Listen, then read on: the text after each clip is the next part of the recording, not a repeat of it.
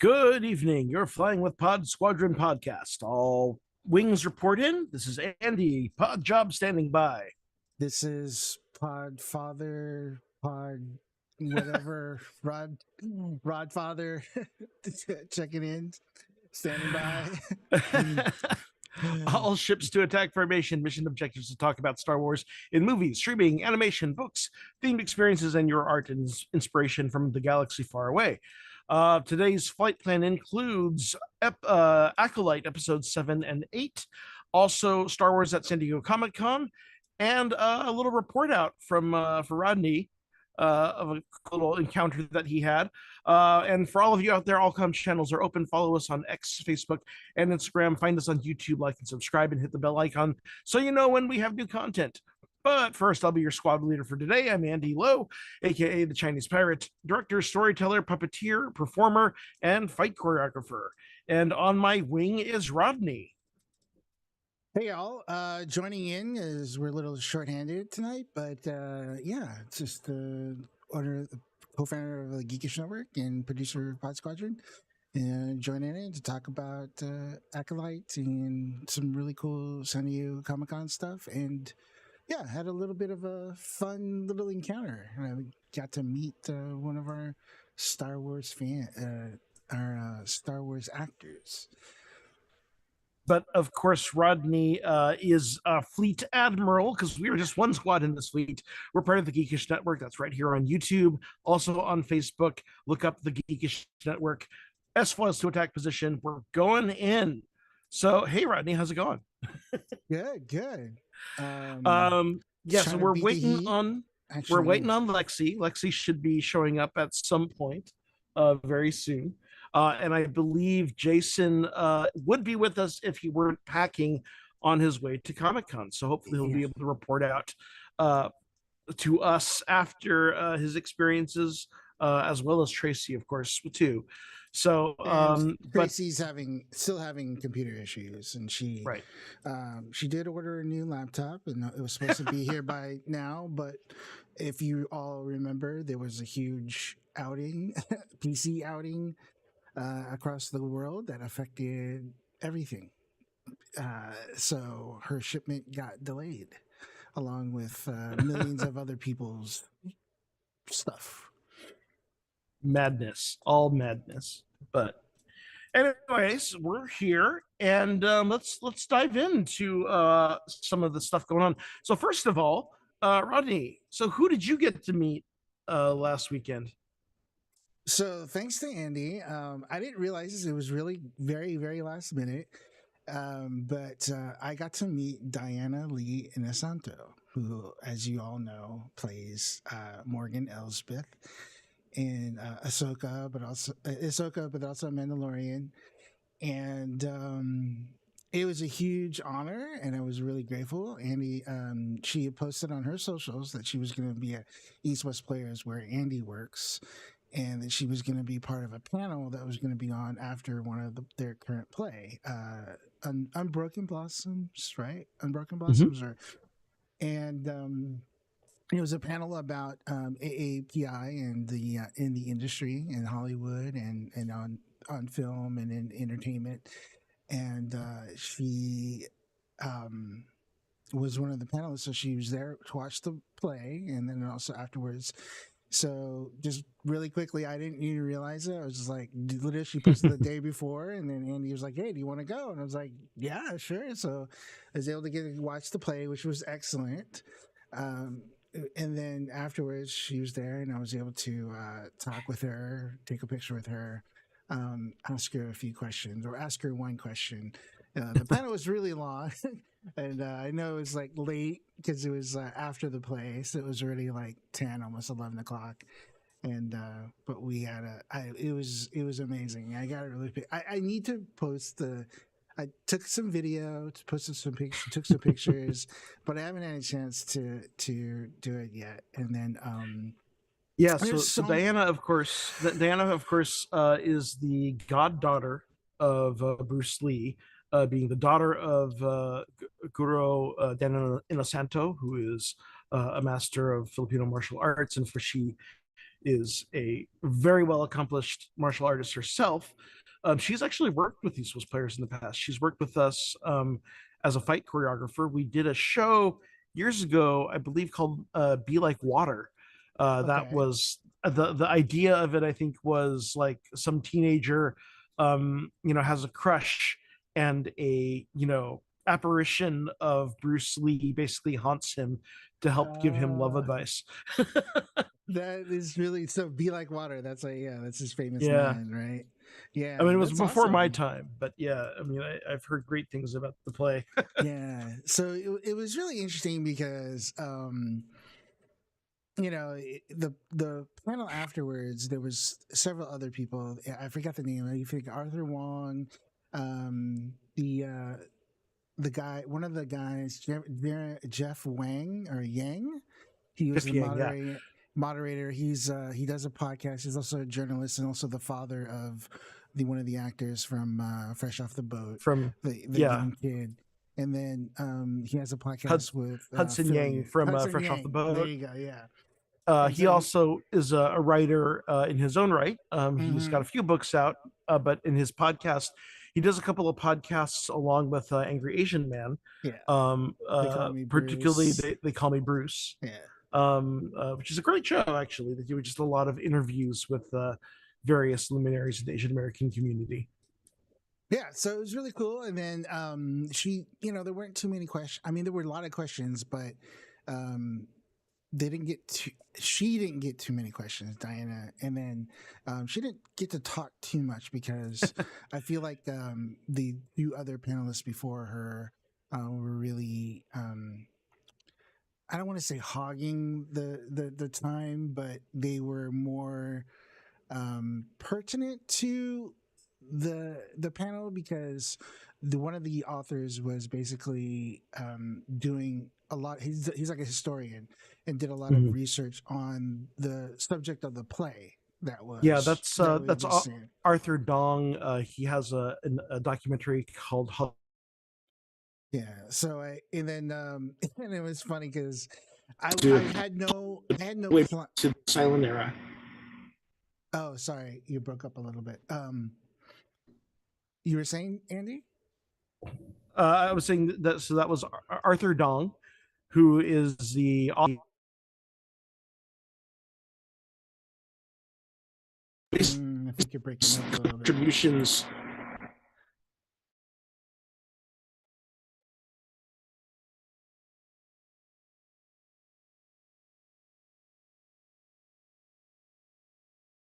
Yeah, I think Andy's having some. He did kind of warn me earlier that his laptop's been overheating, so it might be Yeah, it is very hot. very very hot, which is it's hot everywhere. Um, Mm. yeah, so I don't know. Do you want to try from your phone, Andy, or Um, sure. Sorry for the technical no difficulties, worries. folks. Yeah, computer is freezing. While you do that, let me. I'll just go ahead and tell my story. Wow. And hopefully you can hear me and while you figure out. But so yeah, so basically, I get there, I watched the play, which was excellent. We watched the good joined the panel, and they were talking about Asian Americans in the entertainment, and she was there, and she started talking about like all her involvement. She's always been so to if you don't know her background, she is the daughter of Dan Inisanto, who is a Filipino martial artist, and he was best friends with Bruce Lee. And they trained together. They done fight choreography together. Dan Inisanto was actually in some of Bruce Lee's movies, and she's actually the goddaughter of Bruce Lee. So Bruce Lee is her godfather, and as her name, Diana Lee Inisanto, believe she was partly named after him. So there was yeah, and it was really interesting because I had always known that, and she, so she's Filipino American, like I am. She's not full Filipino because I believe Dan Inosanto's wife was is Caucasian, and but yeah, it was really really awesome to meet her because obviously we've been talking about her for a while because she's been part of the Star Wars universe, and it was just really awesome to see a Filipino American in Star Wars, right? Being a Filipino American myself, and finally seeing that kind of representation, and Asian, just an Asian in general, but also specifically a Filipino American. And so I've never met her, and Andy knows her through East West Players, and but I had to jump on the opportunity, and I'm really grateful that I did. And then, I was listening really intently during the panel. I recorded a lot of it on my phone, which I'll post to our socials eventually. And then I didn't think I was going to ask a question or say anything, and I didn't even know what I was going to say if I went up to her afterwards. And I like this whole like speech in my head because I have met her dad. Her dad's like an icon. He teaches so much about Filipino martial arts, and basically all the Filipino martial arts that a lot of the movies that you see now are Filipino martial arts. So like Dune, the fighting style in Dune is Filipino martial arts. The fighting style in Born Identity is Filipino martial arts, and they're all trained. All these stunt coordinators were all trained by her father, Dan Inosanto, and are still trained. He's still to this day. He's in his like 80s, probably pushing 90s, and he's still training people here in Marina Del Rey, actually. And so, it was really interesting. And so, it gets to the panel, the end of the panel, and they ask, if there's any more questions, and then no one asked for any questions. Everybody asked other questions. So I was like, you know what? Let me, screw it. I'm like, there's one more question. So I raise up my hand and I say, I say to the, I just like, hey, oh, I'm so sorry. I just totally didn't realize you guys were trying to get into the. My bad. Sorry about that. I didn't realize you guys were trying to get into the room. It was and all these windows open, and I was telling my story. Anyways, hey Lexi, let me just redo some of the graphics real quick, since yeah, so Andy's getting set up, and Lexi has joined us now. I just drove 4 hours. Wow, 4 hours. Where'd you drive from? Crested Butte, Colorado. I was coordinating a wedding. That must have been awesome. Yeah, it was really, really. It's a really gorgeous area. I got delayed by 15 minutes for a cattle drive on the way in. It was fun. Like Cattle drive. yeah, like a bunch of cattle being moved across the road. Is it hot there? It's more of a mountain town, so it's kind of. I mean, it was warm, but not as warm as it is in Denver, and that means still not as hot as Southern California usually, but it's really dry out here. So yeah, it's really dry out here because of the altitude.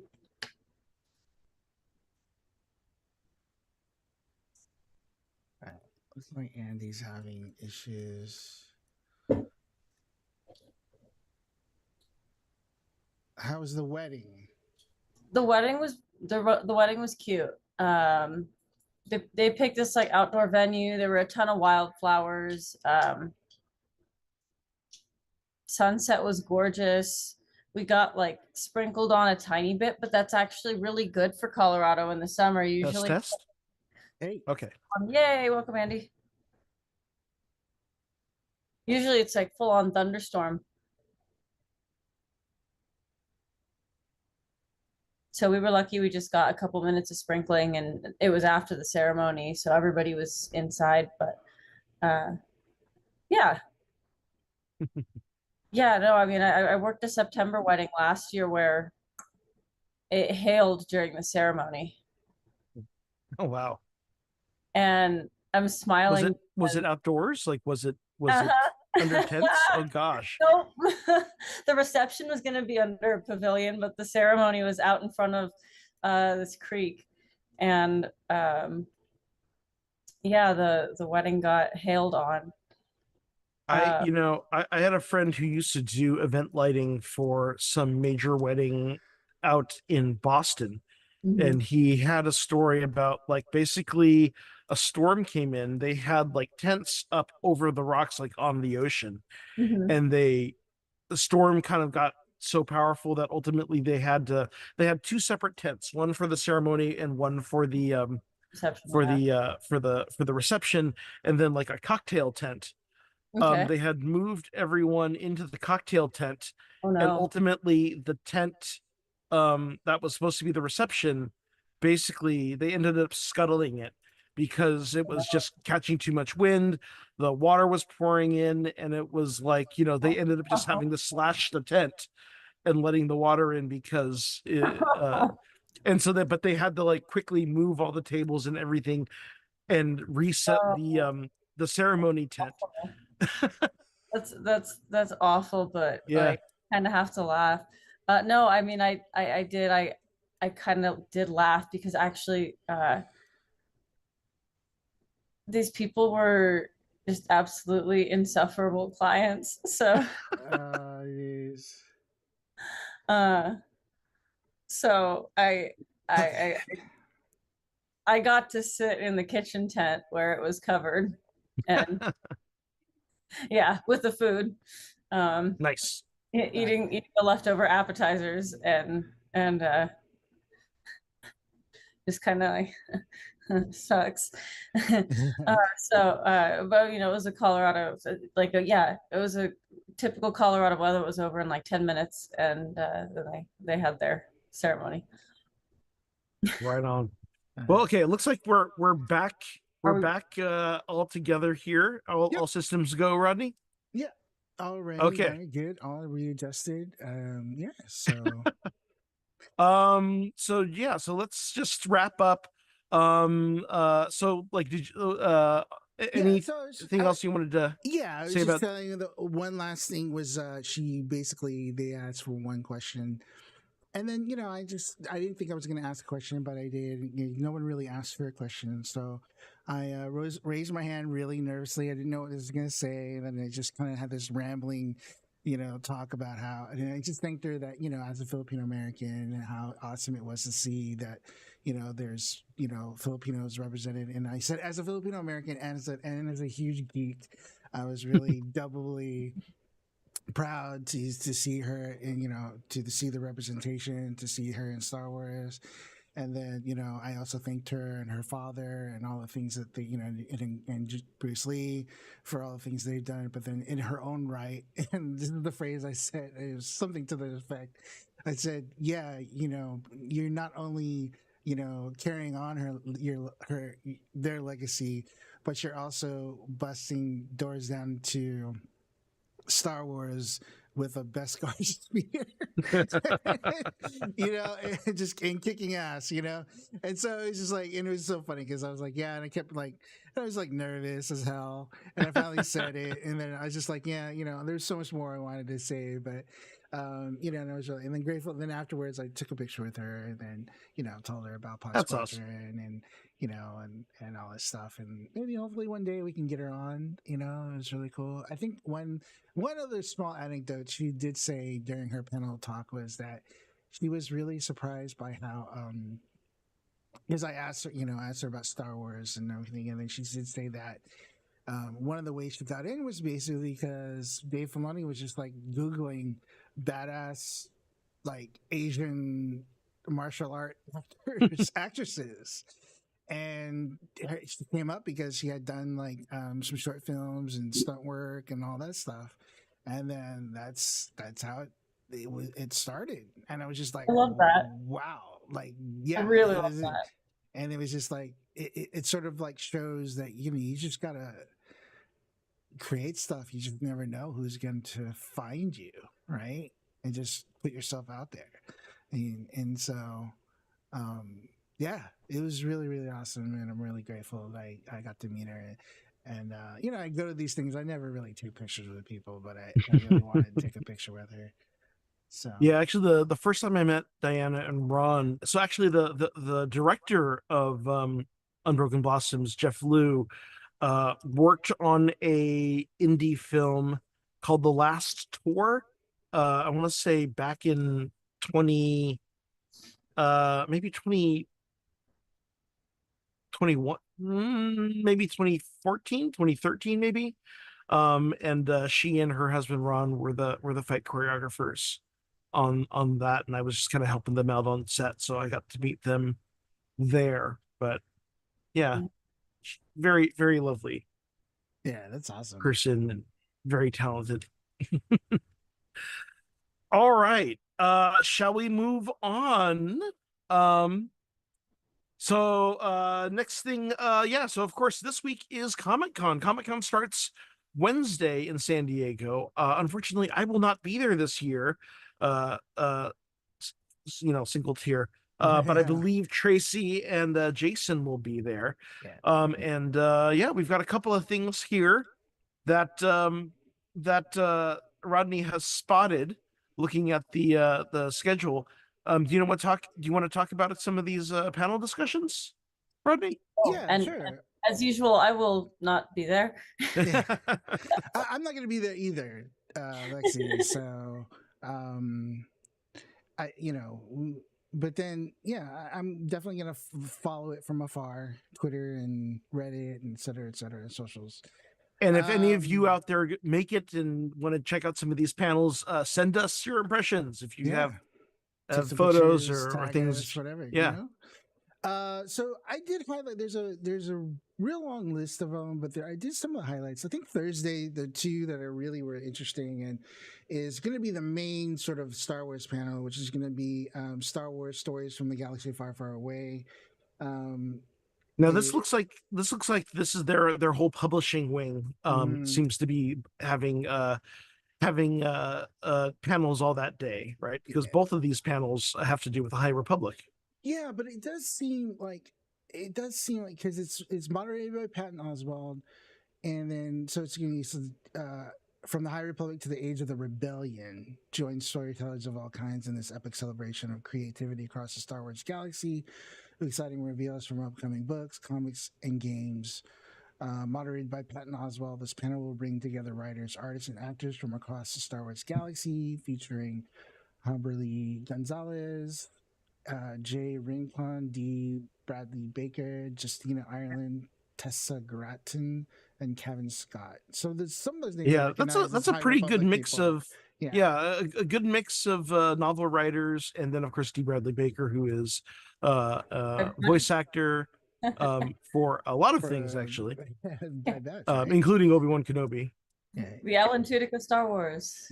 Yeah, so they're gonna be. It looks like it's like the main Star Wars. They're gonna cover a bunch of For different Alan Tudyk. things, Alan Tudyk and of Star then Wars. the other one is I imagine this is specifically also where they're rolling out some of the new games, like yeah, what is Star the Wars new Outlaws. Outlaws, right? Yeah, that comes out next month too, by the way, which I'm really excited for. Yeah, so I'm sure there will be a So lot on that. yeah, and then there's Star Wars: The High Republic also on Thursday.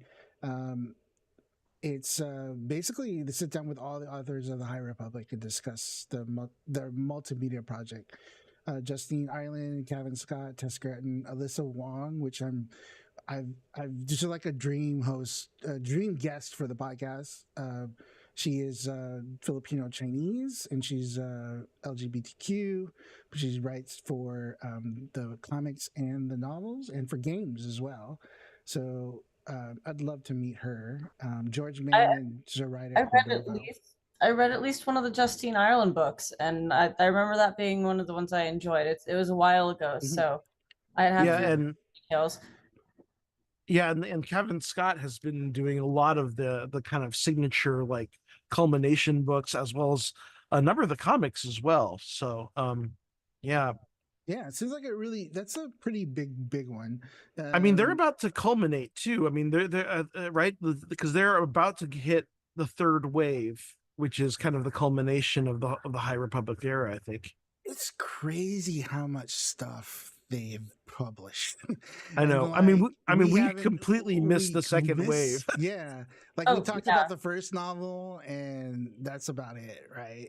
And We since talked about a then, couple of the Well, other books. yeah. Yeah, And we since did. then it's been a lot The only though. thing Right? was that like that I have jobs and I was the only Yeah, one who yeah, could read, and I was the only one who had the time to read, and I couldn't read all of it. Yeah. yeah, yeah. So I need to I like, mean, the but I good thing really is want it's to make there, highlights. right? But And I get want like to, but I actually want to go through the timeline of stuff that's published now and sort of binge and maybe not do everything in order, but like pick some highlights. I don't know. yeah. It's interesting because I think I got it through everything in phase one, which they left on a pretty crazy kind of cliffhanger. Maybe it But did. then for phase two, apparently they did a major like flashback, Mm, which like they went back into the timeline kind of prior to all of the events that were the culmination of wave one. So I okay. think the third wave is supposed to kind of bring it all together. They've gotten into the plant species as well as the nihil, and there's that force sensitive, and The and of course Audrey the Base. destruction of Starlight Beacon too. Yeah. Yeah, Which they I reference in Acolyte, right? Yeah. They I know. reference the And that's why Brendock was basically nuked for a while, right? Oh no, the Brendock is because of what was in the first book, The Light first of the book. Yeah, Jedi, in the Yeah, first with book, the right. hyperspace disaster. yeah. But I mean, it's yeah. Yeah. I mean, Like it's all contingency. affected by. Yeah. But So but it's cool really to hear that interesting, right? reference too, right? Yeah, very, very cool.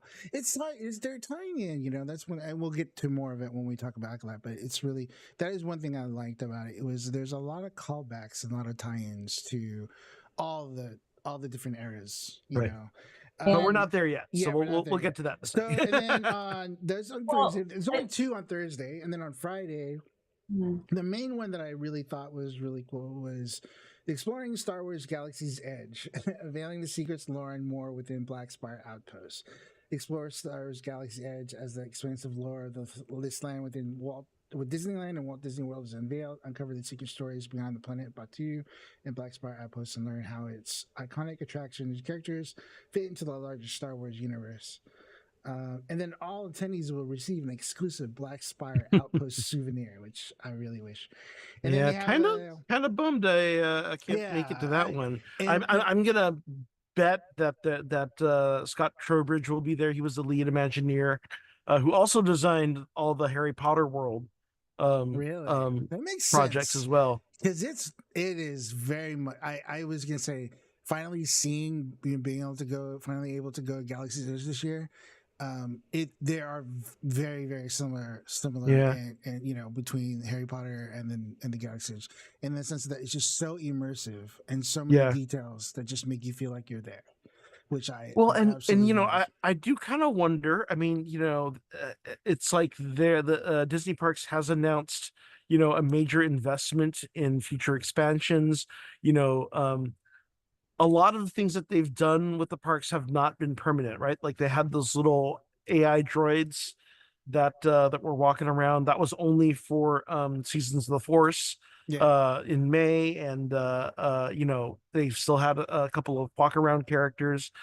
So I mean, I keep hoping that they're going to make some announcements of some of the programming that they had promised when they first pitched the land, that were kind of reserved for the Galactic Star Cruiser, get kind of incorporated back into the land.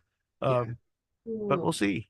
Yeah, I can see that. I could really, really see I that. would like that. That'd be Yeah. really And then I did get my pass during Season of the Force, so I was really grateful because when I was walking around, it was like you were saying, and it was just like they were everywhere, like all the different characters, all the little droids, like Yeah. it was just like it was just really really cool, and of course Star Wars Night was awesome too, but that was a whole other thing. And then they have so going back to San Diego Comic-Con, they have a Star Wars Phantom Menace 25th anniversary screening, so that should be a lot of fun. 25 years. Yeah, If makes that you doesn't feel make you old, feel right? old, It makes you Jesus. feel old, right? I remember watching the trailer like a bajillion times when the trailer first dropped. Like just watching it constantly over and over and over again. Lining up. Oh man. Yeah.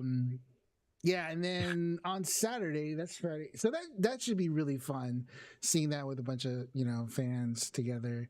And then Star Wars Fantasy Draft through by Thank the Maker podcast. So basically, they're drafting a team of like from all the Star Wars and seeing like whose team would beat the other team. Right.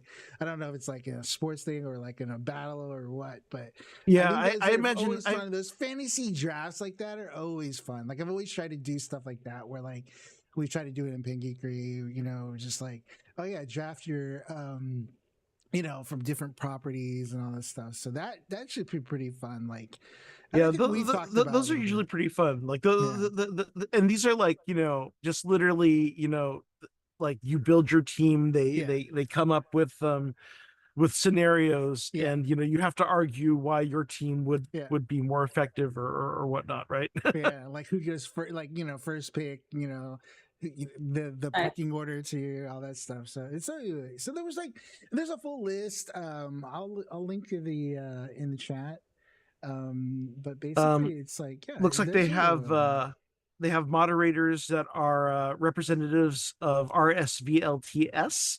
They're a great kind of nerd fashion line. They do a lot of great well, like print, like nerd culture print of like aloha shirts or button shirts, bowling shirts.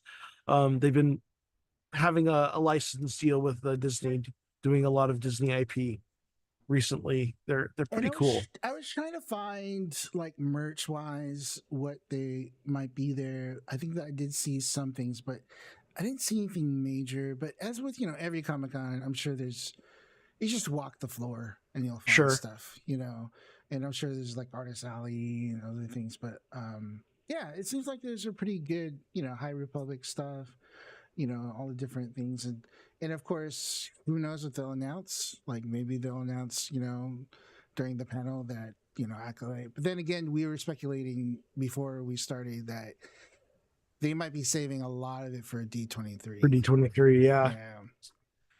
So, but yeah, we'll see. I mean, I did hear that Marvel is trying to make a big show this year, trying to win back a little bit of confidence amongst fans. So but they did have one pre San Diego Comic Con announcement come out. They are releasing a comic book called The Battle of Jakku. So it's basically right after, yeah. So I don't know how many. It says a new Marvel Maxi series, which I don't know how many issues that might be. Written by Alex Segura with pencils by Leonard Kirk, Stefano Raphael, and Jethro Morales, and will follow the events of Star Wars issue 50 and Star Wars Darth Vader issue 50 as the Marvel Star Wars series jumps forward in time after the events of Star Wars Return of the Jedi to witness the success of Rebel Alliance. The final battle of the Galactic Civil War begins with the first issue, October 2nd, 2024. So there's that. And then there's like a bunch of like, and again, also it was posted on Star Wars blog, StarWars.com. They posted some really cool covers of some of the projects that they had already announced. And one of them is, which I'm totally going to buy, it's a Star Wars Encyclopedia. Star Wars Encyclopedia. So I'm totally going to buy that one. Did you actually ever check out Timelines? No. I've I mean I flipped through that, but that is like a really extensive collection of lore. That I mean it's kind of impressive, honestly. Yeah. So definitely trying to get a little more nerd shit, but the encyclopedia looks really cool. The cover looks pretty amazing. I posted the link in chat, so if you guys want to look at it, or on the YouTube chat, so if you want to look at those. But those are pretty much it for San Diego Comic Con. All very exciting. So if you attend any of that or get some great photos of cosplayers, go ahead and tag us, send them to us, and we'll feature them on the site. So all right, shall we get into the last two episodes of The Acolyte? Let's do it. Let's Right do now. it. All right. So from here on out, there'll be spoilers. I presume you all have seen the show, so be warned. We're talking about episodes 7 and 8.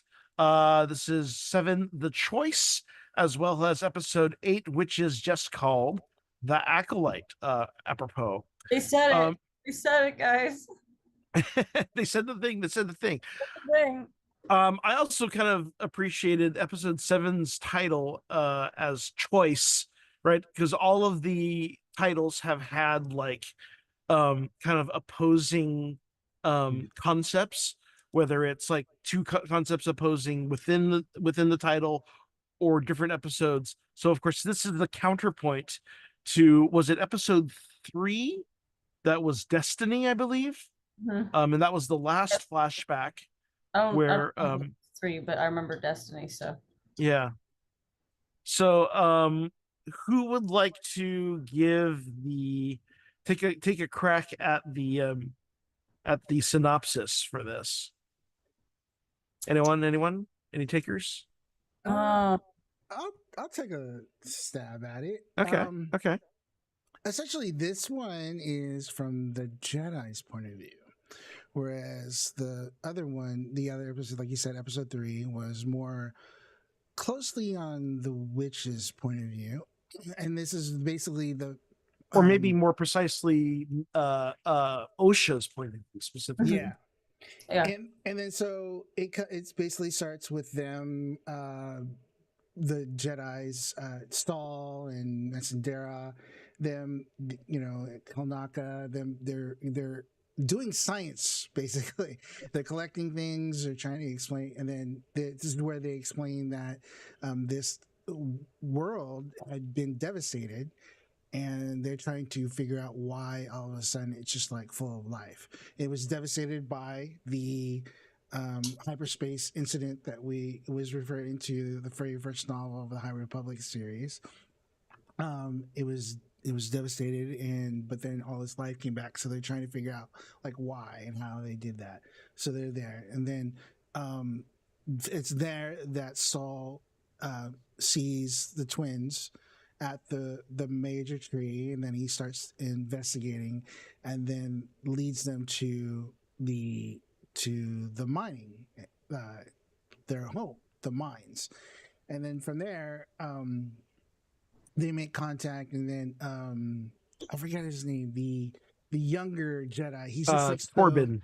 Corbin. He's just so like he's just so anxious to get off the planet. They've been there for like, they say they've been there for like 7 weeks, and then he's just like tired of it. He wants to go back to Coruscant, and then so he's really eager to figure out what's going on as well, and he sees this as a way to get back. And then they start like going there and figuring out like what's going on. They're just doing more and more investigation. So a lot of the stuff that we mm-hmm. He starts a culture war because he wants to go back to Coruscant. Yeah, and a lot of the stuff that we had seen in the first, so basically it's the same events but from a different point of view, and expands on it. So then it goes, and then just like the episode before, the events that unfold create this chaotic and tragic events. And what was amazing about it was it showed a little bit more of like how the witches their power. So I'm doing a horrible job, but like they end up fighting. But like the same events happen where she starts the fire, May starts the fire, but then OSHA. Is it? Yeah, it's OSHA. No, I'm sorry. She escapes. Then May comes out to ask for help because she started that fire, but Soul immediately, because he's kind of caught up in his own passion, thinks it's OSHA, and basically starts like cavaliering. Yeah, and then Mother Anastasia does this force move that basically she becomes corporeal and she becomes like a Yeah. black smoke. She like And then- apparates and tries to apparate away May with But her. not quite fast enough. Yeah, but Soul thinks in the confusion and all the chaos, he's thinking that she's actually being harmed and not being taken away. And so he whips out the lightsaber and kills the mom. And so that creates this whole other thing. And then the witches take over Kanaka using the Force, but like as a collective. So it takes like the whole collective for them to take over Kanaka. They fight The power of many. the power of many, and they fight Master Indara. She comes, does a force move which basically breaks the connection with Kanaka, because he's basically beating Saul and Corbin's ass like really bad, which is amazing. So like amazing a Jedi Wookiee going crazy, going ham, and she breaks the connection and in turn kills the coven, kills all the people that were connected to that. And then from that, they're taking all the Jedis away, you know, taking Kanaka and Torvin, and they're just like, go get the twins. He goes to get the twins, and then he's faced with a choice because they're both on a bridge. The explosions are happening all around, and Saul has to basically make a choice between May and Osha. He picks Osha. May falls to everybody's thought that she falls to her death, and then that's when it kind of ends, and then they go, and then it turns out that one other major key thing is that they going back to Coruscant, they're on the ship, and Master Indar basically makes a choice to cover it all up and say, paint it in a way that that really, really covers up what really happened there. And so I think that's pretty much it. I don't know if I think the one thing you missed was when Sol and Indara have the girls tested, and there's a little bit more of we get to see what happens when they test May, and a little bit more of how, kind of establishing the miscommunication, right? Because earlier, but before we hear Mother Anasea, talk about, it takes great sacrifice, to take care of everyone in our family, and May says something about, yeah, we're supposed to be sacrificed. But I can't remember if this is where they talk about the virgins, or in the next episode where they talk about the virgins. So I think that was they do talk a little bit more about the virgins. So this is a major thing. Yeah. So I think we can get into like some of the theme stuff here. I mean, the thing that I find really striking, right, is the very cavalier nature of the Jedi at this time. You have Indara, who's really kind of the master and really kind of has, a handle on things. You have Torben, who's just he's a young teenager and he's just sick of it. He's tired of the food. He's tired, he's just off in a backwater and does not want any of this. They also kind of establish that, he comes from a very poor planet. So it's kind of triggering to him to be kind of back in an impoverished space. Yeah, he wants to be sparring in the nice training rooms. Yeah, he wants to go back to Coruscant. We also find out that Kanaka is a great cook, doing his best to come up with new ways to prepare Nuna legs. But Soul, just I really gotta hand it to Lee Jung Jae. I'm getting his name wrong. Yeah. I think Lee Jung Jae. He is obviously playing much younger than he is, but you can kind of see all of this idealism or this kind of want to make more of Oh, his mission than he really is, right? I mean, talking about the virgins in the Force, and you know, it's and that's ultimately his fatal flaw, that his kind of arrogance and his kind of passion for young, kind of young justifying Saul. himself. Young Saul was giving me like Anakin style bad decisions left and right, but out of like way too much compassion, like aggressive, no boundaries compassion instead of Yeah. Well, I mean, yeah, like first off is the way he talks about, the importance of a vergence, right? Here he kind of establishes that there's like a concentration of force energy somewhere on the planet that they're seeking out, and in that it's, potentially like the secret to creating life itself. Which is, why Brendock managed to, I guess, heal itself over time after the hyperspace disaster. Yeah. When none But of the other planets around had, yes, it does. I remember that. And it's really interesting speaking about the hyperspace disaster and that arc of the High Republic books, because the effect that that had on the image of the Jedi kind of, I mean, definitely explains, doesn't excuse, but explains why a lot of the Jedi, like Vernestra, are so concerned with the image sure. and caught up with it. Yeah. Um, um, yeah, and they get a little bit more into that into the next episode too. But we'll get to that. Um, um, the other kind of just interesting thing, of course, is just, I keep saying cavalier, but like all of the interactions where he spies on May and Osha, and he's just seeing the kids being admonished by Mother Coral because they ran away. He, of course, doesn't have the context that they Yeah. ran away and they're breaking the rules.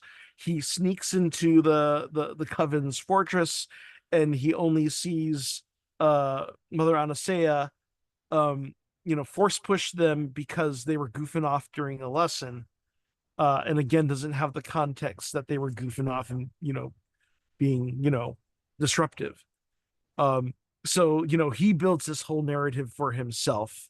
A lot of Uh, rash actions, right? yeah, Rash actions based on very limited context.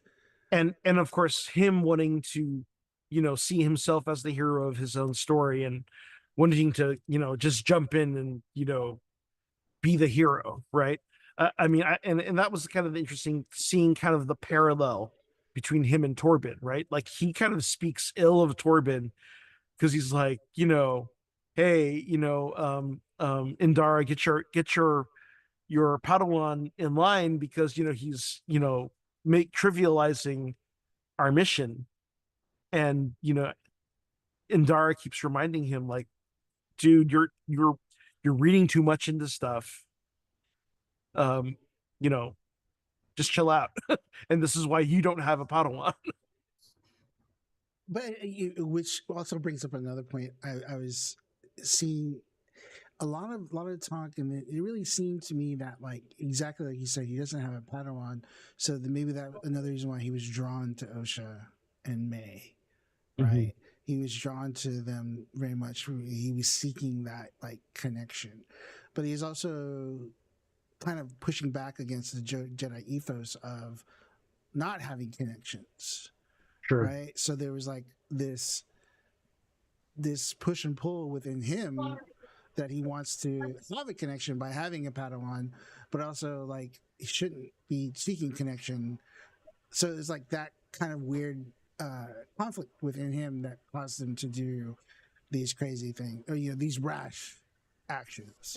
Turns out when you're either taught to keep it locked up, or or at least keep it keep it flying below the radar somehow, and or you know no other option but that, and you're not really taught any healthy processing, well, turns out. Well, and this is the thing, I mean, I don't want to dwell too much on this and make this too much about this, but I do kind of find it interesting thematically that, I mean, again, it's ultimately it's Souls wants to be a hero that is his undoing, right? Mm. It's a little bit of that kind of toxic masculine assumption that It's a little bit of a that sacred complex. I mean, yeah, Hero yeah. complex. Yeah. And Right. assuming the mother of these children is you know not knowing how to raise her own kids. Yeah, It's like it inserting. also Yeah. Go ahead, Lexi. it kind of gets into what I was talking about in the episode where we had, Kimir's reveal as, the force user, the dark force user, and because he said, you might call me a Sith, and I still want to point out that he hasn't claimed the title of Sith. Yes. Yeah. But yeah, our dark side, newest dark side daddy. Uh, It's pointing out a lot of the dogma, right? the dogma, but it's, with that whole exchange after he kills Jackie of, Saul saying she was just a child, and he's like, you brought her here, Yeah. Yeah. which Saul's hero complex kind of feeds into that. The Jedi are so complacent and so bored because they're so overly focused as an institution on dogma and politics as opposed to real exploration or healing or individual peacekeeping and like actually serving people, that or maybe just more introspection, I don't know. To, That to make it even more Star Wars, delusions of grandeur, shall we say? Yeah. So And it's been hundreds of years where there's no galactic war, right? Mm-hmm. Yeah, there's conflicts, but there's no hundreds of years of no galactic war, no Siths.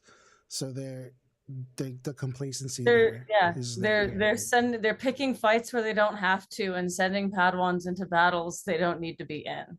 Mm-hmm. And that said, you see this also again with Torben, who not only is just sick of things and wants off and, is a little headstrong and a little bit, too much want for, comforts, shall we say, but also like he makes the fatal flaw of just kind of running off once they kind of figure out, oh, the coven might have connection to the Vergence, and he just runs off, which I was like, okay, that was a little crazy. Yeah. It makes the contrast between the Torben that we are first introduced to very, very sharp, and also very interesting on the level of he wanted so much to get out of the quiet and solitude of Brendok and back to Coruscant, and he went back and was like, yeah, nope, never talking to anybody again, just gonna float here. Nope. They're all paying their own penance, right? Like Yeah. their own, Like, like nope. Kilnaka goes into self-exile. Yeah, he Yoda. So that's an interesting thing too. So when the coven takes over Kilnaka, first of all, like savage Wookiee Jedi, badass. Like I'm so glad they did it.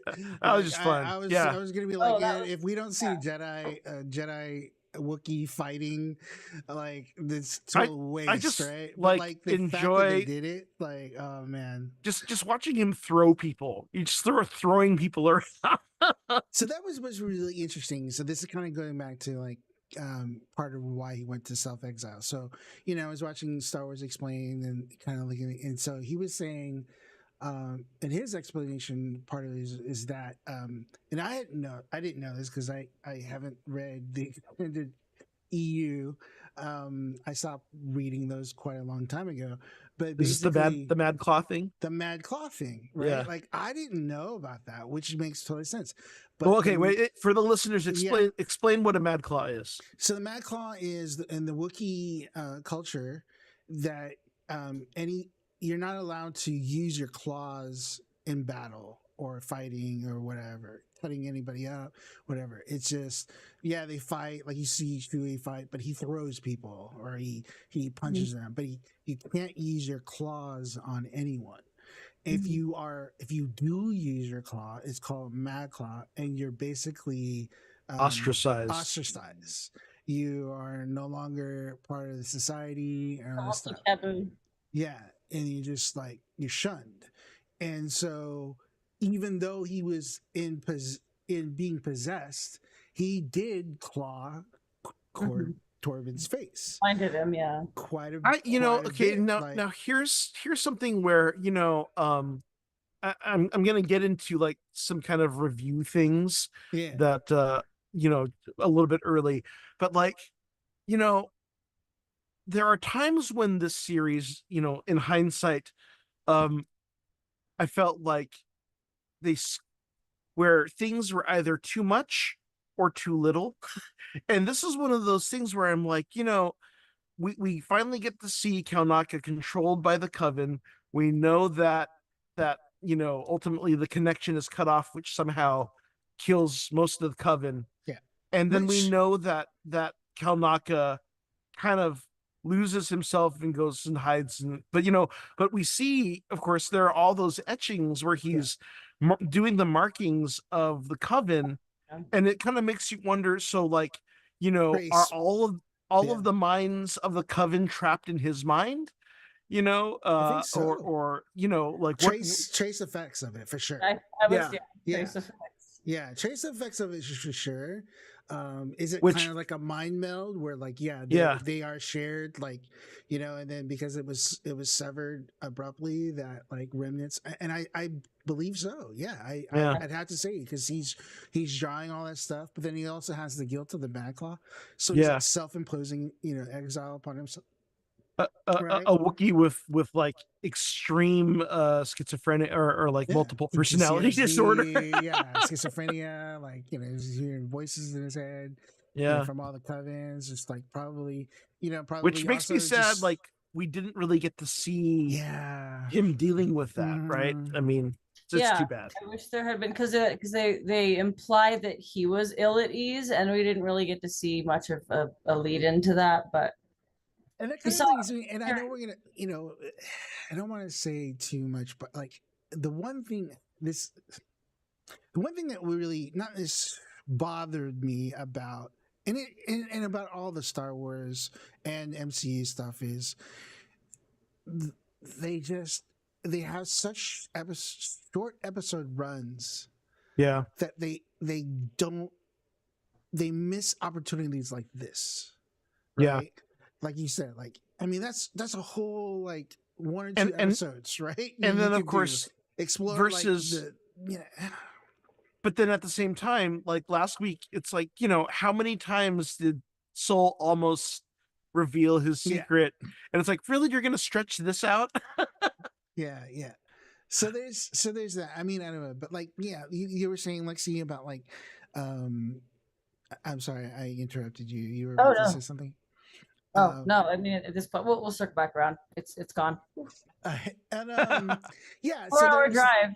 4-hour there's drive. that, Right. and then the Mad Claw thing was really fascinating to me, because that explained it a lot more about like why he exiled himself, and then also just like the remnants, all that things, like, yeah, that explained it a little more. So overall, I think like, yeah, they had some pretty big reveals. Like, I mean, that was the central mystery, right? That was the We central mystery, like, also, what though, happened that night, right? What and this really is happened? and this is interesting too, in that this episode is supposed to be the events from the perspective of the Jedi, but we also get a little bit more info about like Mother Coral, who basically just unleashed Instigator. May on Osha, and and straight up tells her, get mad, you know you know go beat up your sister or whatever like that, right? Which is just And- really interesting on that end. And of Question course for both of also you. a little bit more of the discussion with Mother Anastasia and the rest of the Coven, where the Coven is like, you're our leader, and she's like, well, I'm I'm also their mother, and I choose mother first. And her intention of letting Osha make her own choice, which is interesting, right? Speaking of her, I had a question for both of you because I I haven't seen Clone Wars. I don't know all of the origin of Maul, but like the horns on her head look very similar to Maul's, Yeah, right? So is that a I was connection, thinking or am I just like, is that that just is. I was thinking that as well. I'm not sure if she's. I don't know. Do they have her species listed? Because I would know. He's a So Zabrak. so she is the same species as Maul. The difference is planet of origin, right? So because Maul and Savage Press were raised on Dathomir, they were kind of raised into the Dathomiri, the Night Sisters kind of cult ways, right? So she's Um, An Iridonian right. Zabrak. In fact, there's another Zabrak that was a Jedi actually, not on the council, but you see him very briefly. I can't remember his name, but so yeah, so they've established that there are other okay? Zabraks, but they don't have the red and black tattoos, of So more course. of like she might be more connected to the Witches of Dathomir than. Well, so this is the thing, right? Leslie Headland has said, yeah, this witch coven are not Night Sisters, Mhm. and B, no, Mother Coral. Well, she didn't say that she's not dead, but she did say, if you don't see a body, who Yeah, knows? she So did I say that. think there Yeah. is much intention that if we get a season 2, we're going to find out what happens to Mother Coral. And I would imagine, I mean, it would make sense for if she's the last member of the coven left alive, that she might seek out help from the Night Sisters, or join, Or the Night play, Sister Coven or something or like that, which is or interesting. or Plagueis, Or Plagueis, right? or Well, yeah, working I with don't know Plagueis. about, I mean, Because maybe. because and I think maybe we missed another thing, and correct me if I'm wrong. Is this the episode where they talked about like how they still haven't really said how they were created, They did not, right? They've only right? implied that there's a vergence. We There's a do see version, one and shot of like the coven kind of meditating over a big hole in the ground, mhm, which I presume is probably the uh, the the the vergence versions, center, right? and they do say in this episode that they are one. They aren't. They're the same person, just split. Right. Right. This is where they have that line And about that. they're not twins, They're not Mhm. that twins. their symbionts are identical. We don't really know what symbionts are, but presumably Like it's something beyond just DNA. That's Essentially, like kill. like a midichlorian thumbprint. Yeah. Words. right. Right. Uh, So and that's a distinction. mhm. Very It's a very distinction from a dyad for sure. yeah. And then also, um, And the Anakin. It's Anakin, Anakin exactly, as well. Anakin. So the reason I'm thinking that it's probably, it seems that because of it had them having one force signature essentially with the symbiont, that it multiplies exponentially with the two of them. So that's really interesting because it's like, yeah, they're still not. We still don't know why or how they were created. We still don't know why there's a virgins. I mean, and then the virgins thing. I was doing again some more research and you got but yeah, the virgins thing was really fascinating to me too because I don't think they've ever really come out and actually called it a virgins until Well, now. okay. Like So if I the recall, term like so like dig like there were pockets of where the force was stronger, but I don't think they ever said like well, the virgins, right? So okay. like So in Phantom Menace, Qui-Gon does say, "I've discovered a virgence in the okay, Force," and ultimately, I think there's someone else has a line of, a Anakin virgin himself centered was the around a virgin. person, right? Well, So they're that saying was yeah, Anakin was special in that he was a he virgin, was right? the virgins, yeah. But then I believe in The Force Awakens, um, I feel like Snoke also refers to a virgins. He says, like, have you felt it? A Virgins in the Force, So right? like and I think another one that was mentioned was the cave on Dagobah. Was Well, they never say virgins yeah, in, but I mean, I think we can infer that, the force yeah, is very strong there. there are, Right. the Force is strong with certain locations, you know, either dark or light side energy, right? Yeah. So that was another fascinating thing to me, which I absolutely love. Like the exploring, you know what I mean? Like Yeah. I absolutely love how they're just exploring like all these different aspects of the forest and all these, the different A That lot of sides of force the really interesting block, force. the lore. force Right. block, Right. the force block that he did of the like hand to hand attack with the Shoto saber, and that was really good. I liked how they did that. That was really Should we move on to the next episode, the finale? Sure thing. And All I need to right. step away for 1 second. But you guys continue. Understood.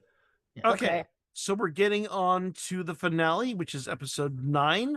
The title, of course, is The Acolyte. So I guess I will try to see if I can do our quick recap here. So we pick up where we left off with Osha sitting there in the cave wearing the Darth Teeth helmet, and we just hear her breath. But of course, as her breath becomes unstable, Chimera starts moving towards her and gets worried. And it seems like she gets drawn into the Force and has the same ability that her mother did. She seems to do the same thing that Mother Anasea did with Torben, where she is in Chimera's mind, and he has the big, dilated pupil thing, and he's reaching out for her to try and remove the mask. He actually breaks through and gets the mask off, and they kind of have a moment where it's like, "Whoa, where'd you get all that power from?" Right? But she has a vision, and she now feels that she knows where Soul and May are, and she has a vision that she feels she has seen May holding the lightsaber, and then holding her hand out towards Soul, killing him without the lightsaber. And of course, both of them now have reasons to seek them out. Um, you know, Osha wants to go because she wants to save her former master, and Chimera is now intrigued because May has now completed her training and is able to kill a Jedi without a weapon. So they make a pact, and they're like, okay, we're both going to go to the planet because she knows how to get there, but he has the ship. And they make a deal that first one to get to them, you know, can do whatever they want. Um, Meanwhile, Soul is telling May kind of all of his secrets about, you know, or like, just talking to May, and basically May is able to use Pip to escape, and basically jumps into a little escape pod, and is, just heads off for Brendok. We see a bit of a chase, and we see kind of Soul, I don't know, kind of obsessed, but ultimately we get the impression that um, May is being targeted by his guns, and the little otter guy Basil disables Soul's ship, and both ships go tumbling into the atmosphere of Brendok, crash landing, and all of our players now are descending where it all began on the Brendok fortress of the Coven, with May and Soul separated, but wandering through the ruins, as well as Osha and Chimera. We have a little bit of a flashback or not a flashback, but a flash to what's going on back on Coruscant. Of course, we have Senator Ravencourt is revealed to us as kind of the main political figure who is trying to get more oversight on the Jedi. Very interesting dialogue here where he talks about how the Jedi are basically a theocratic police force who have complete, autonomy and no oversight. And what it's very interesting because I noticed they said that, and it kind of hit me all at once how Catholic Church eat a lot of the Jedi decor and like accoutrement has been in this right. era. And I was like, okay. Hopefully, Um yes, so she tells her aide to basically start sending the team off to Brendock to kind of figure out what the hell has happened. Um let's see here. We're back to Seoul. And of course, immediately we get this cool duel between Seoul and Chimere, and followed by the confrontation between May and Osha, and both of them have clashes that culminate in Seoul being disarmed by May, and May or Chimera basically tells her, "Okay, you can do it. Kill him now." And she says, "No, I want him to stand trial," which makes a very Luke Skywalker-esque light side decision that he should be brought to justice. And then ultimately, Osha discovers that Soul has been lying to her this whole time, that he actually killed their mother.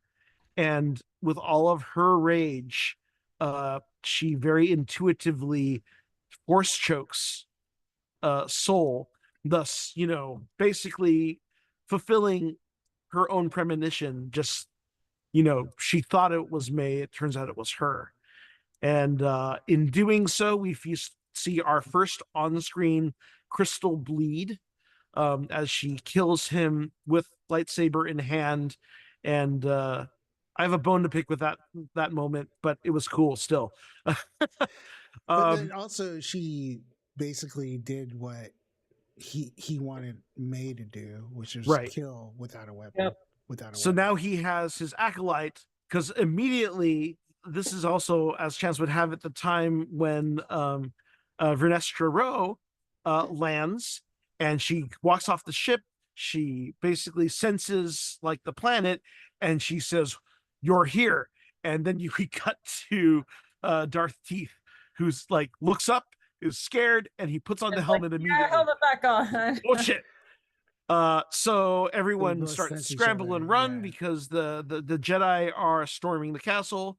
And May and Osha sneak out, the same way that May snuck out, getting sucked in through the tubes, which in a very Return of the Jedi Cloud City kind of way, that leads her back out to the tree. And when they head out to the tree, they're like, "We have to get away." And if the Jedi find out that Osha killed Soul, they'll want to question her or whatever like that. And of course, Chimera shows up and says, "Well, I got my ship with only 2 seats, and I want you as my student."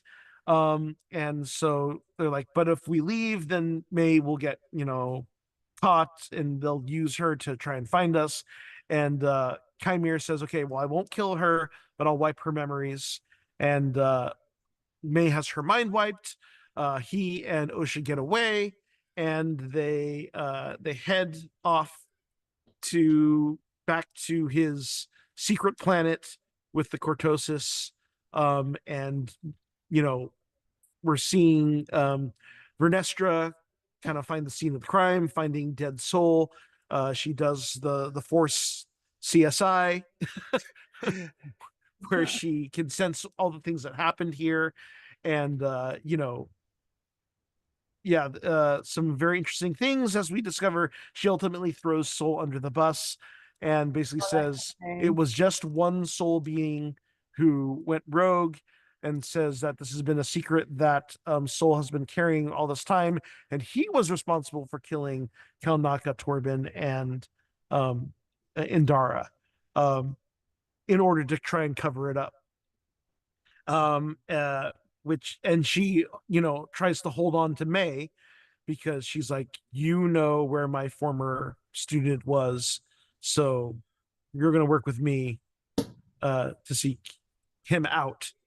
That is followed. That cover pretty much everything. Oh well, then of course the senator basically says, okay, well, we need to start oversight, and we're going to do an investigation on the Jedi.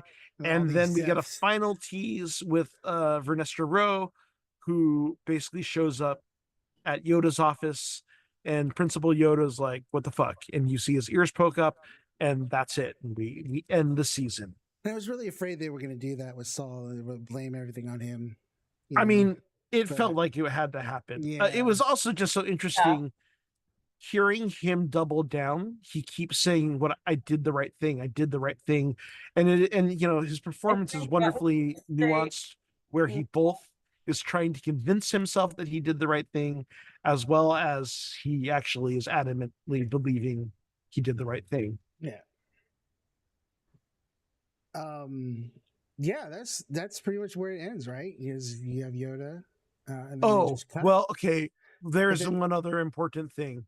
At some point when we see Osha and Darth Teeth, Chimere, leave the planet to head, we cut to a crevice in the cave, and we see a long, skinny hand reaching out, revealing a Mune, who is most likely Darth Plagueis, which is very interesting. Very, very interesting. Very exciting. So yeah, I think overall, I like you. I feel like there's a few things to like. I do have some bones to pick, but I don't want to nitpick too much. But I think like there's a few things that just sort of like I bumped up against. Well, okay. Positive things first. Positive first. Right? Positive things first. Particularly with this episode, I love the fight. I love the hallway fight with Soul and the way Chimere messes with his mind, and the way how you can see kind of the passion and the aggression coming out of Soul as he's kind of having his not kind of his descent into his own dogma. And I loved how they intercut between May and Osha fighting as well. Yeah, at the same time, like that was really, really expertly done. And their mirrored movements. Yeah, that was the Force Fu. We see them both throwing roundhouse kicks at the same time, and right before they clash, we see the two the two lightsabers clash. Cool stuff. That was some editing. The reveal that the saber hilt was basically two, and just like he popped it off, and he had the two. He does a double saber throw, which is freaking cool, and also just really cool counter move with Soul basically disengaging his lightsaber, sitting there and just doing a big force push, boom in all directions, which is like okay, that was kind of cool. The most Jedi thing you could do. Yeah, I'm gonna put the weapon away, and none of that. And it was one of the most effective things he did. Really knocked him back too. He knocked the two sabers back, and also the stranger. He knocked him back. I think it's interesting. I mean, I don't think it has any deeper meaning, but I think it's kind of cool that we get to see like a Dark Force user with like the kind of more Ahsoka style, one of them being a Shoto saber. That's kind of cool. I liked that it wasn't just another like Darth Maul, or I don't know. The hilts of Ventress's blades are really cool, but hers are both the same length again. I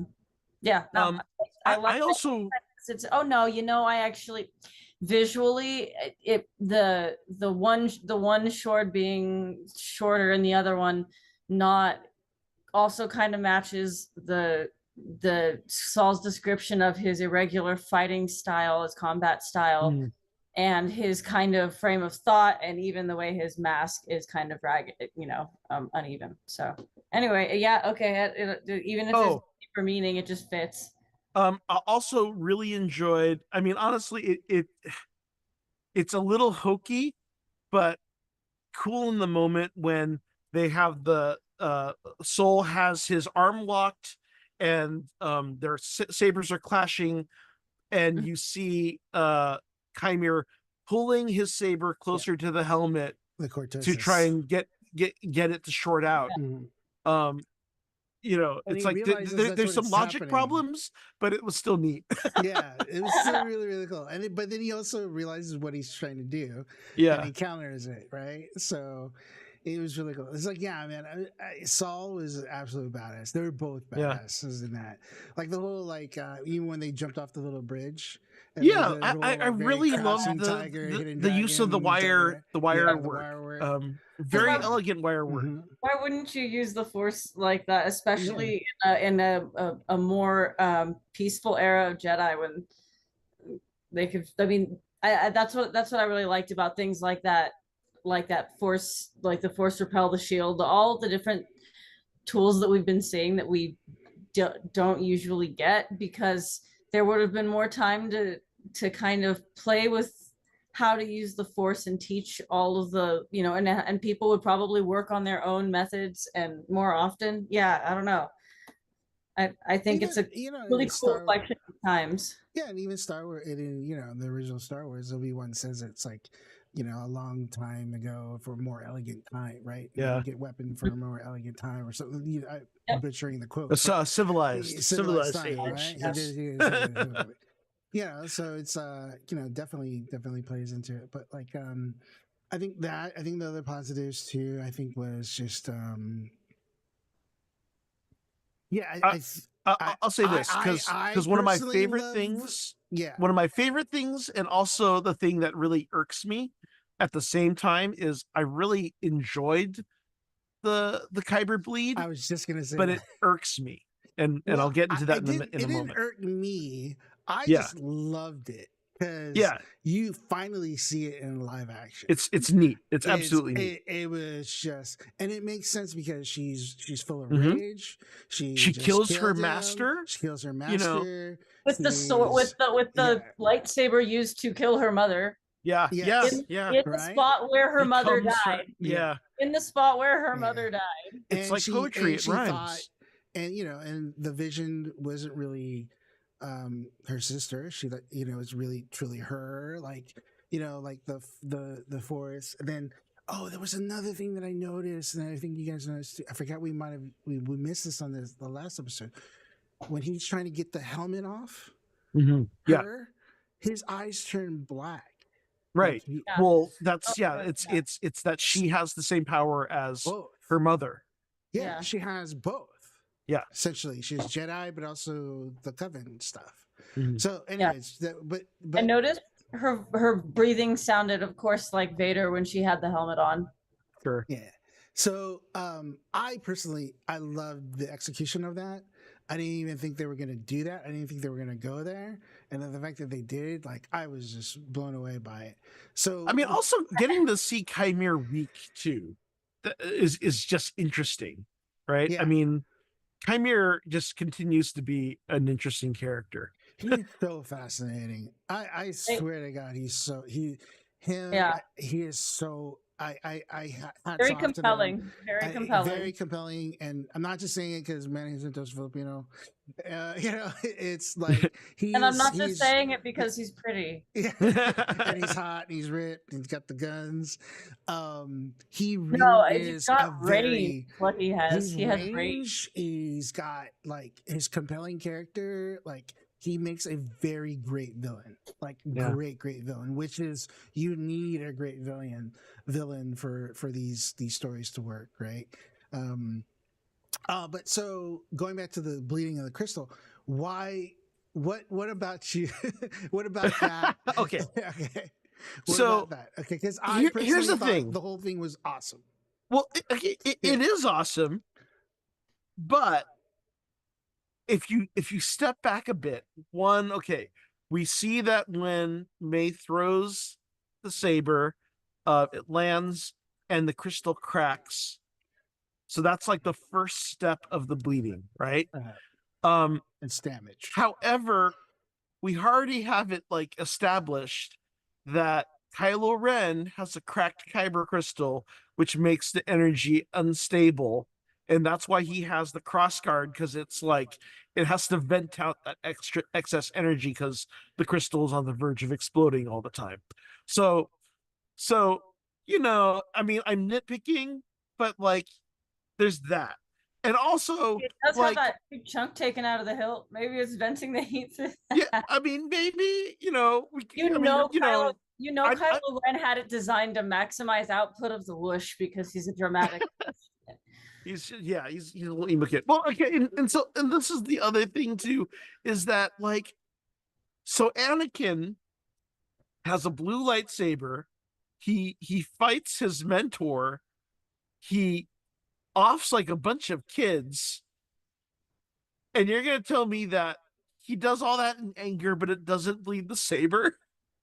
But True. so again, it's nitpicky. It doesn't take away from the coolness from of the moment, and I'm totally willing to accept it. But you know, they could have gone one step more to explain. Okay, so how was this bleeding when That, we've seen yeah. so many of these other situations? So that leads me to the next question is, when So maybe did Darth Vader's saber turn red? So maybe I was gonna say maybe it is the crack, and it's just that Kylo Ren really is that extra, and he made his exhaust ports. He like gave himself big old exhaust ports for that thing when they could have been whatever Vader had, or the DIY that Osha's has. Right. Oh yeah, I think it was such a great moment though. And eventually it's going to be a great toy too when you get the lightsaber toy that lets you bleed it red. It's supposedly it's so funny Like a blue lightsaber. Because I was scrolling TikTok last week, and there is this guy on TikTok that was saying that there's some way that like one in every, I don't know how many things you can actually pick like a red kyber crystal. Like, oh no, or it's black. a black Yeah. kyber crystal, right? And I was just like, wow, okay. So I mean, I don't know. So It's just the thing to know about that is that all the kyber crystals are infused with like the personality of a famous Jedi or Sith. So you have like red crystals that have like Palpatine and Darth Vader and Kylo Ren. I believe the black obsidian one is actually infused with the spirit of Snoke. Because when you take the kyber crystal out of your lightsaber, you put it in a holocron, and it will speak with their voice. no way. Yeah, it's so pretty cool. Fun. Yeah, That's cool. I might have to do that for my birthday. Yeah, I mean, yeah, just go into Doc Ondar's and play with the holocrons a little bit. Yeah. Because then also, if you get both the Sith holocron and the Jedi holocron and you put them together, because the Jedi holocron glows green, and then the Sith holocron glows red. When you put them together, they both turn purple, and then it speaks with the voice of the Bendu. Yeah, that's it. So like, going back to that, like just the whole kyber crystal, like the and they were leading up to that, the whole seduction of the dark side, the whole shipping aspect, when they grab each other's hand at the end, they were leading up to that, and you could feel the tension. But it's not just not just a physical thing, but it's also like the seduction of the force, the dark side of the force, right? So, and I was reading something from Liz Headland today, and it was actually retweeted by a female journalist, and basically it was just like, yeah, there's one thing that women. There's a lot of things that women. This is like for the women, right? And there's like a lot of things in Star Wars and all these other properties that aren't for women. They just happen to love them, but like this is specifically like the whole like love story, the whole shipping, the whole thing. But I think it works. I think it works, right? Thanks. I love that they're just out with it. Great. Yeah, Yeah, That she makes just me straight so up said happy. it. I'll send it to you guys. It's a great quote, actually. It's a really really great This quote. one's And for the girls. yeah, and she's So just like, okay, wrapping up impressions of the whole series. Lexi. Impressions of the whole series. I thought they had, like a couple issues in pacing that we could see from mm, them changing the format. A couple of like the decisions that you were talking about, like the spending all this time on the near miss of an explanation just so that like he wouldn't get to tell anybody, wouldn't get a chance to confess, wouldn't get a chance to redeem himself. Uh yeah, there were other ways I feel like that could have been handled. But overall, mm, I'm listening. no, yeah, no, nope, it just ADHD'd out long day, guys. Yeah.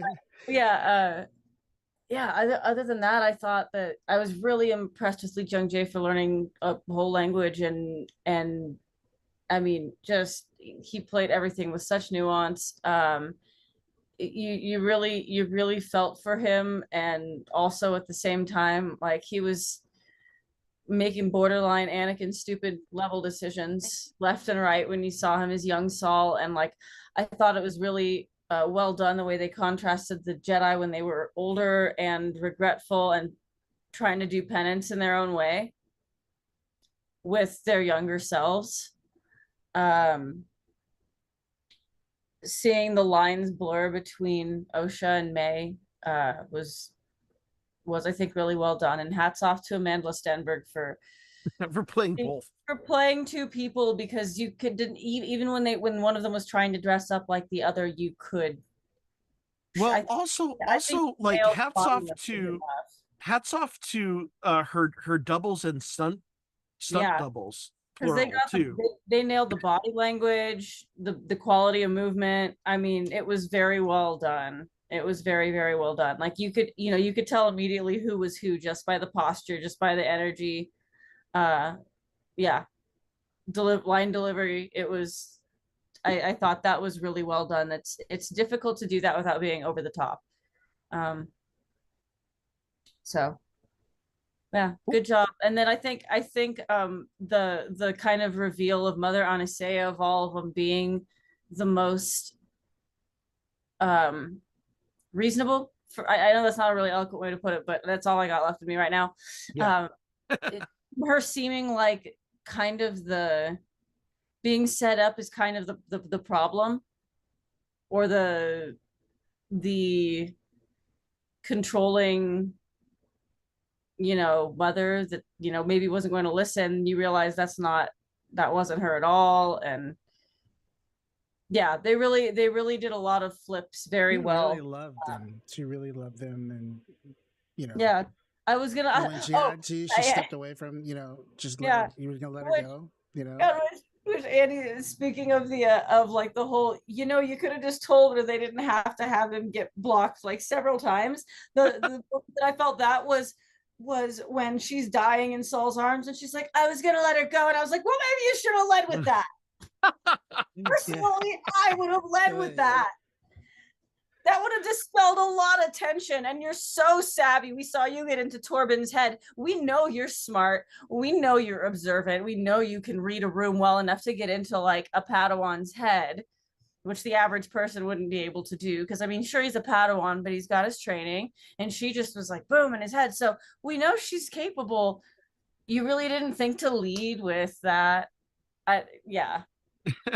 I didn't. I was like, oh, come on. That was all. There were so many chances to save this.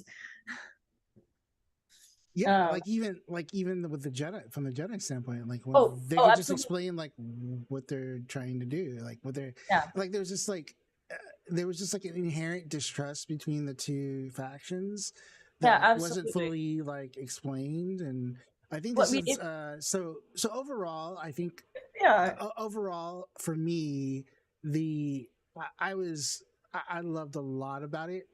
The fight choreography, the just the setting, I love that it's High Republic. I love that it's away from the Skywalkers. I love it's in a different era. I love the diversity of it, from in front of the camera, behind the camera. I mean, it's a woman led thing. Like even the composer was African American. The fight choreographer is African American. And again Filipino. And then but Korean to I mean, it just Daphne King, Spanish, Latina. It's like the badass Wookiee Jedi. Like there's so much to really love and find entertaining. But I think it's like systemically as a whole, the MCU and the Star Wars properties really suffer from these short runs. So the pacing, the story, so a lot of this stuff had to be told in shorthand. And so you had to like rely Like 10 on episodes, please, maybe even. yeah, Even 10 Come on, hour man. episodes.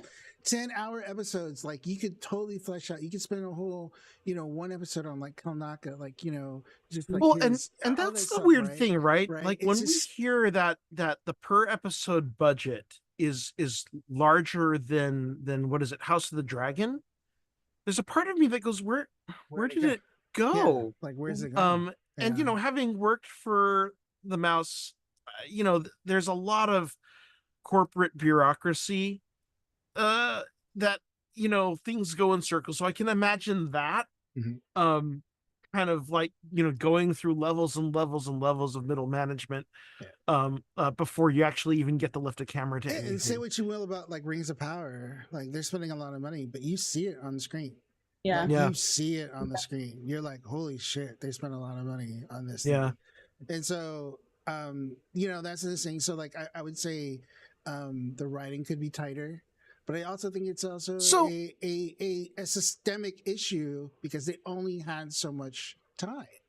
Mhm. So this is my other thing too, right? I appreciate Leslie Headland approaching this as a mystery, but to me it was like the choices of what information was being withheld in the grand scheme of things was a little baffling to me, because it seemed like at times the reveals were at the expense of character development, right? Getting more time to see these characters with each other interacting, developing relationships.